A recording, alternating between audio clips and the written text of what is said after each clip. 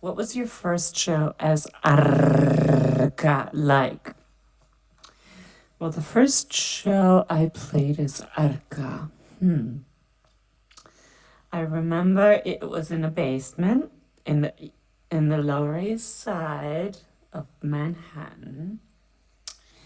And I still didn't know how to use the gear that I was using for that show that well.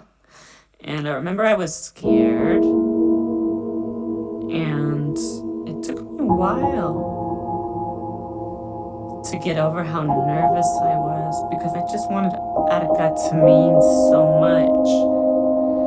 I had such insane, naive ideas about what it could mean to me, let alone what it could possibly mean to other people. I don't know.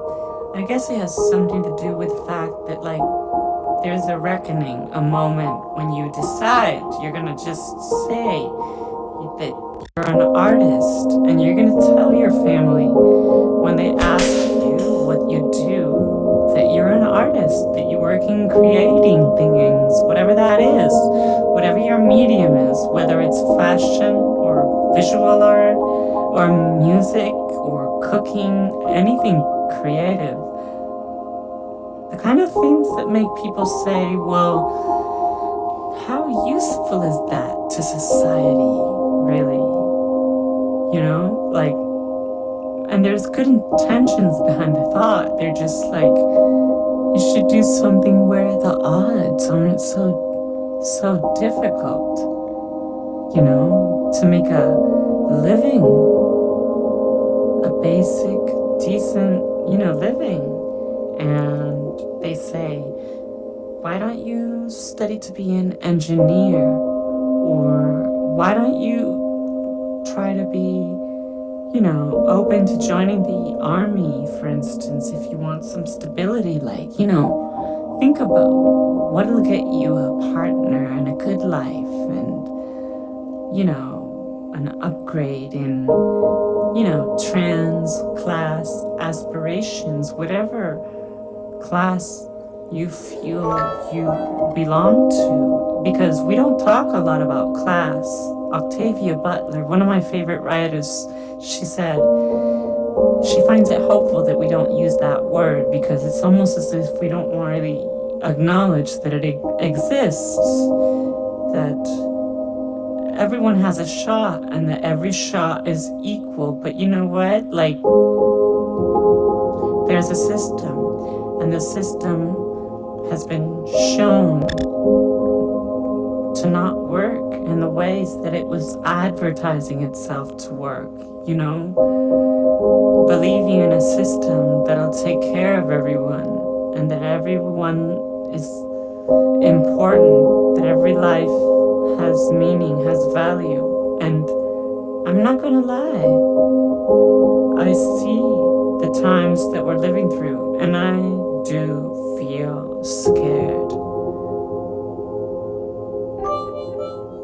Because I'm scared about what'll happen if we just keep trusting that someone else will be held accountable for our mistakes, for our unconscious behavior, for our wants and our needs and it's never ever enough, is it? And so I ask out loud, without having any intention, if people really think that there's no other way than to trust in a system that can't serve to hold the diverse multiplicity of what it means to be part of a collective, of what it means to believe that love can triumph over fear when it comes to the basic perception of a diverse experience over time, respecting the unknown and the mystery of the other without having to understand it in ways that feel easy. Sometimes it'll be a challenge, and a challenge is not always bad because it brings us closer to understanding our autopilot behavior, that which we learned and that which is unconsciously reproduced in our behavior, in our hopes, in our fears, in our political beliefs, in our hopes for humanity, our consideration for what the humanitarian may look like in the present and in the future, and what it looked like in the past, and to not shame ourselves for being imperfect animal creatures striving towards the spiritual.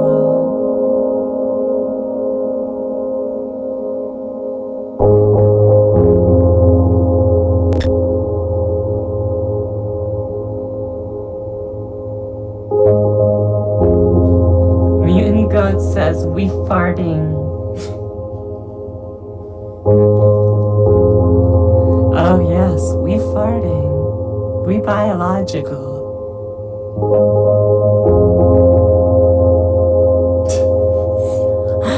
What? You think I have a problem with like the animal? Girl, the animal is what got me out of my cage. The cage that I built. The cage that I was taught to build by others.